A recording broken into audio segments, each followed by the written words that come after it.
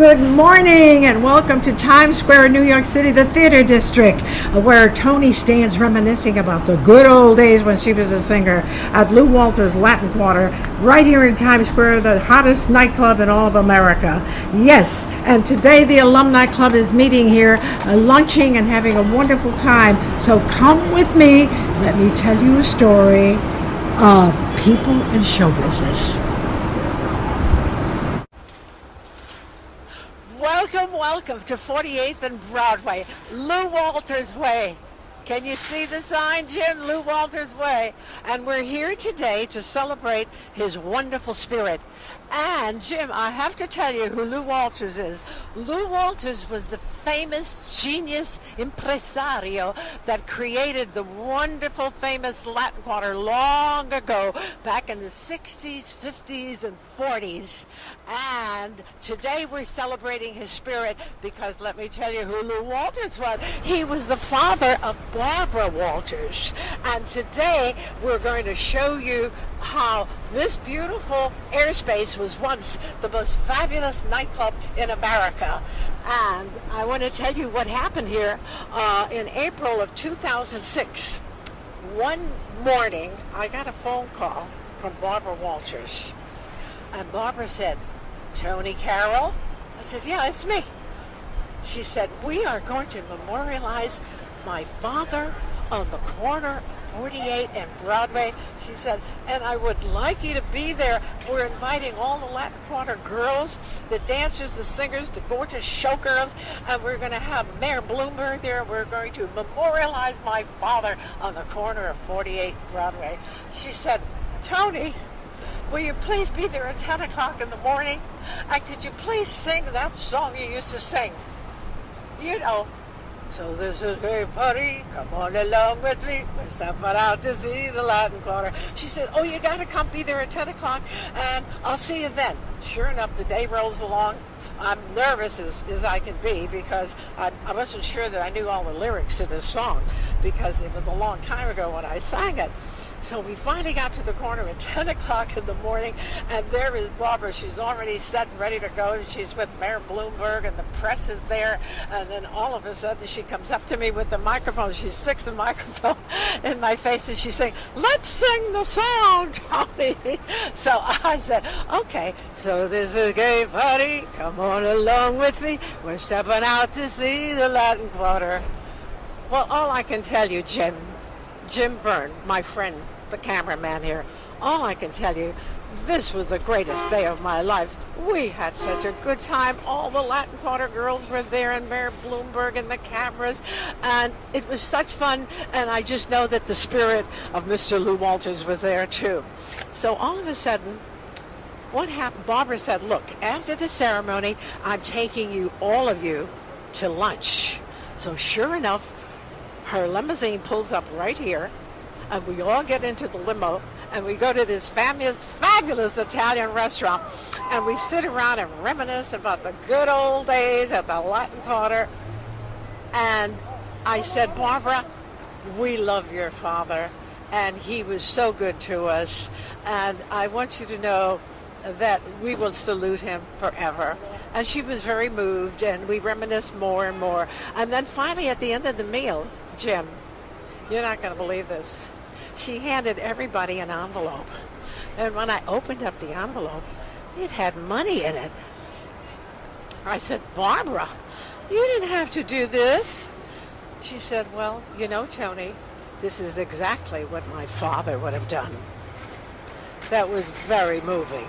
And I'll never forget that moment. So all of a sudden, John Hammer, one of our production singers, said, "You know, this has been such a glorious day. Why doesn't somebody write a book about this day?" So all the fingers were pointed at me because I had all written two books with my husband, Dr. Philip Turman, who is a professor at Columbia and a professional jazz musician at the Friars. And so we wrote the two books, and so I decided, yeah, that's a good idea. We should write about this wonderful day. So my husband and I put this book together, and it's called Legs Galore. And this was 2006, Jim. As you can see, the girls all have beautiful legs. Oh, yeah. So you know what we decided? we decided that legs live forever. What do you think? They do. Yeah, the girls look really good. So then Barbara said, well, while you're all here, why don't you girls get together and start an alumni club? What a dandy idea. Absolutely. So that's what we have here today. The entire alumni club is here, and you're going to meet them in a little while. And Jim, you're going to interview all these girls, and we have a lot of surprises coming. And I would have just described to you, Jim, that this airspace that we're looking at, that I'm looking at right here on the left, back in my day was the beautiful Latin. But in the year of 1990, what they did is they made a hotel out of it, and then they made a restaurant out of it, and the airspace is still lingering in our hearts as the original Latin Quarter. And so I'm going to take you around the building, okay, and I'm going to show you what happened in the year of 1990. I came here when they were ripping the whole place down, and I picked up a rubble. I'm going to show you the rubble here, a rock, and I had it printed up, Latin Quarter memory, and it's a paperweight, and I keep it on my desk as a memory of Mr. Lou Walters and the fabulous Latin Quarter. So, Jim, if you like, you can come with me, and we'll walk over there, and I'll show you the airspace. Sounds like fun. Come with me. Jim, what I wanted to tell you, that this was the original entrance of the famous Latin Quarter back in our day. As a matter of fact, it was a magnificent door, and it had beautiful pictures on the wall of all the famous Latin Quarter dancers and singers, and most of all, the beautiful showgirls. They were 6'1", very artistic looking, and they were so amazing. They were the talk of the town. And if you go around the corner, I will just explain what was around the corner. What was around the corner was the beginning, up on the second floor, of the dressing rooms of the Latin Quarter girls. And the dressing rooms began right here at 48th Street. They went all the way down to 47th Street. And our dressing room was a long dressing room, and the showgirls used to dress at the beginning of the dressing room, and then came the dancers, and then came the can-can dancers, and then came the dancers, and then came the singers like me. That's where I was. And now today this airspace, as I told you, is a hotel and a restaurant. And what's really interesting about this is that today the Latin Quarter girls are all inside waiting for us to go there, because they're having their luncheon, their annual luncheon, and their guest is going to be Barbara Walters, and we're very excited about that. But then you'll go and you'll interview all those girls. Did you have something to say? Well, I did want to tell you that many years ago my aunt had met Mr. Walters, and he interviewed her for a possible job as a showgirl. Although she was not 6 foot tall, she explained to me, as a matter of fact, we spoke on the phone today, and she said to me she was supposed to be a pony. Oh! What they called a pony. Yes. And this was going to be at the Latin Quarter's Miami Beach location. Oh, yes, he was there. And she told me about all of the different celebrities that she used to see when she would come here to New York to the Latin Quarter. And of course, some of those people were Frank Sinatra, Milton Berle, Red Button, Sophie Tucker, the Ritz Brothers, Betty Grable, Tony Bennett, and of course, Bob Hope, plus many, many more. Oh, absolutely. So she had great memories. Oh, just like I do. It's wonderful. But I do have a wonderful memory of Mr. Lou Walters, and I want to share it with you.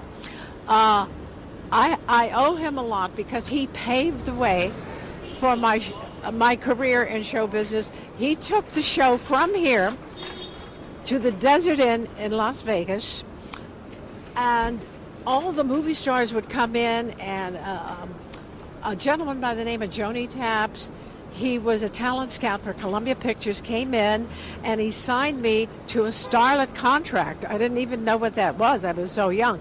And I said, sure. And meanwhile, we were still doing the Latin Quarter show. We were going to Earl Carroll's Theater at Hollywood and Vine. And then I stayed in California and Hollywood, and I went to the studio every day at Columbia Pictures, and they continued my dancing lessons, my singing lessons, my drama lessons. And Jim, they even taught me how to drive because I didn't have a car, but you need a car out there. And then they even helped me get a driver's license. They were just wonderful to me. So I continued to stay there. I was in quite a few movies, and then I continued my singing and made some demonstration records. They came to New York with those demo records. They were brought to MGM Records, which is MGM Studios, which is right here.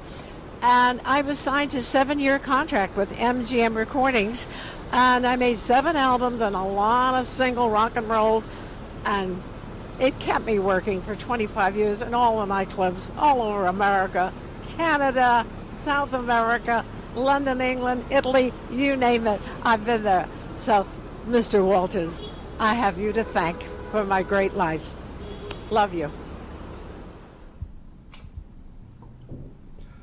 Toni, what are you doing in the kitchen of this restaurant? Well, I'm trying to limber up because Barbara's out there interviewing all the Latin Quarter girls, and she said that she's going to put us on the view dancing and singing. So I am trying to get in condition here. I don't know how I'm going to do it. I haven't danced since Halloween, but I think, fly me to the moon, la la la la la la la. I'm not too bad there.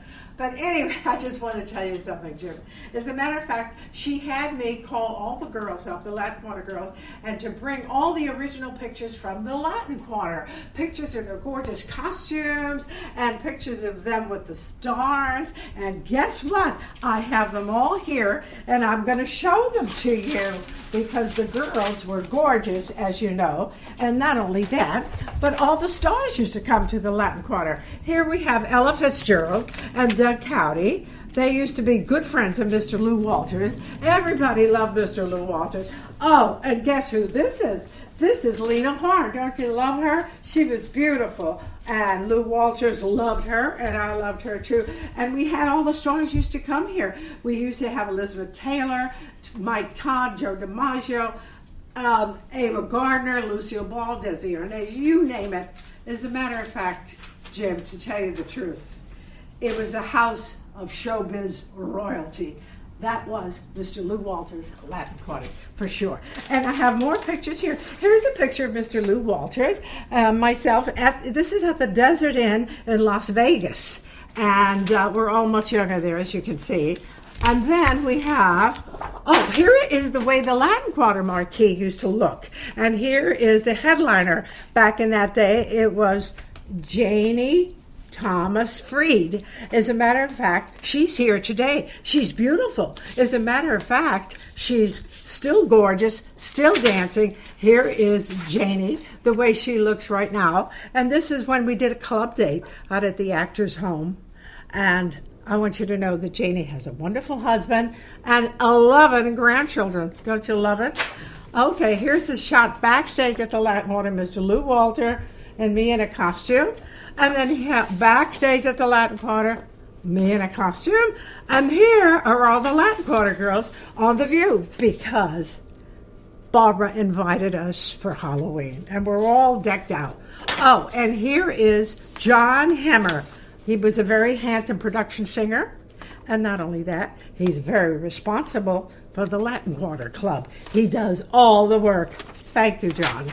Okay, here's a picture of the day that Barbara Walters invited Mary Bloomberg on the corner of 48 and Broadway and renamed it Lou Walters Way. This is how we looked on that day. Oh, and Jimmy Durante, good old Jimmy Durante, Mr. Walters loved him, and he loved Mr. Lou Walters. He used to come into the club and talk to the girls.